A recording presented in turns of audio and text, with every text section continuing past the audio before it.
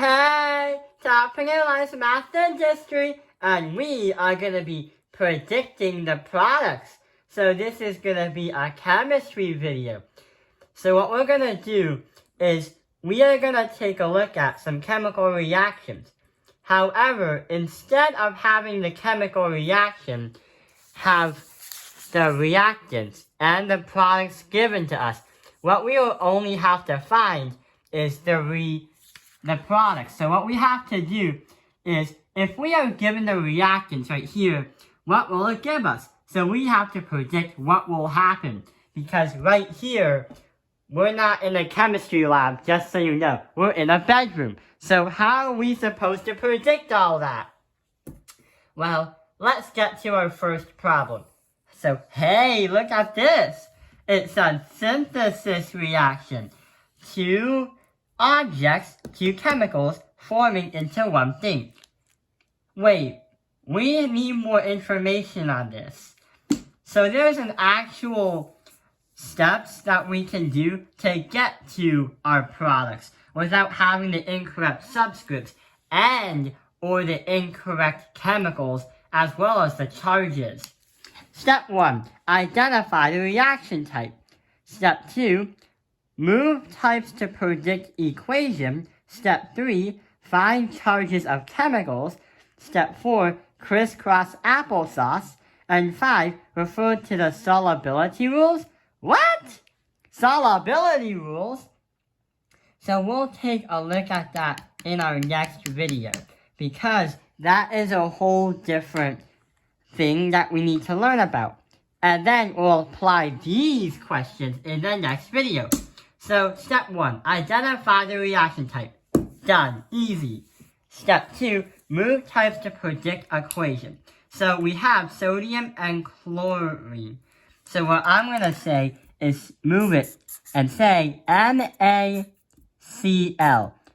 sodium chloride. Now we have to find the charges of the chemicals.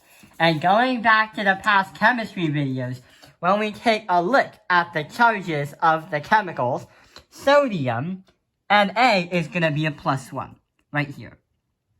Chlorine, on the other hand, is going to be a -1, right here. So now, we're going to say +1, -1, and go from there. Now, we have to do the crisscross method. Crisscross applesauce. So, if we do that and that, our final answer is NaCl, and that's pretty much it. Sodium chlorine. Done! That is the easiest one we did so far from this synthesis reaction. We're gonna build on and see what happens next. So let's move on to another one. It's a decomposition reaction. And we have iron and oxygen fused together. Okay, 1, identify reaction type. All there. 2, move types to predict equation. So we have iron and oxygen. What we're gonna do is move that iron and oxygen. Wait.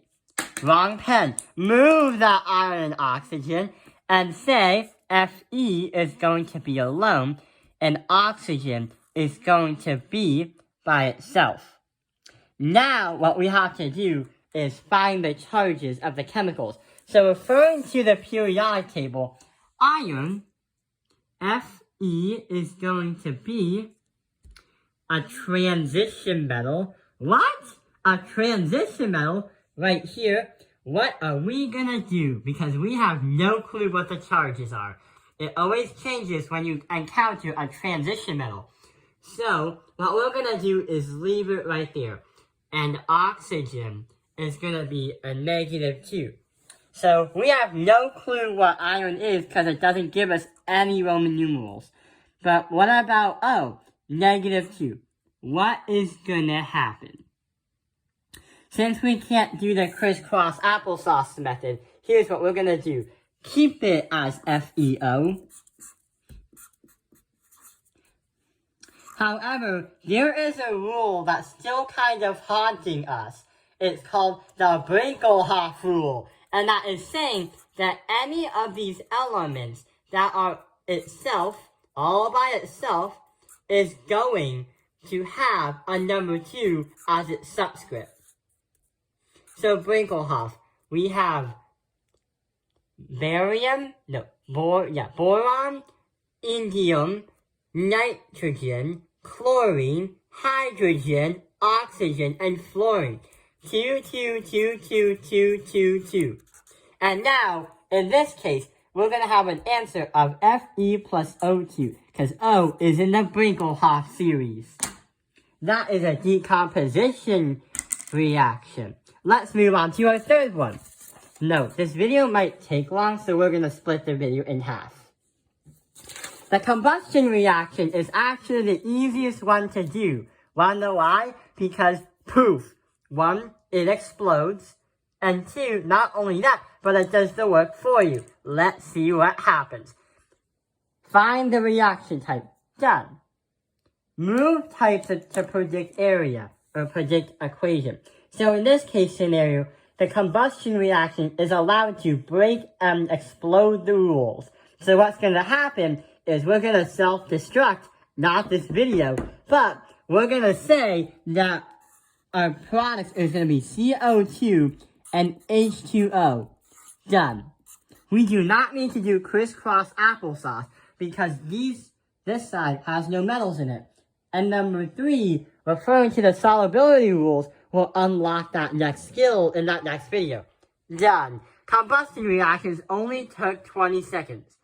And that is part 1 to predicting the products. I hope this video has helped you understand predicting the products. Thank you for watching Top Fingerlines Math Industry. Like and subscribe. Watch out for part 2.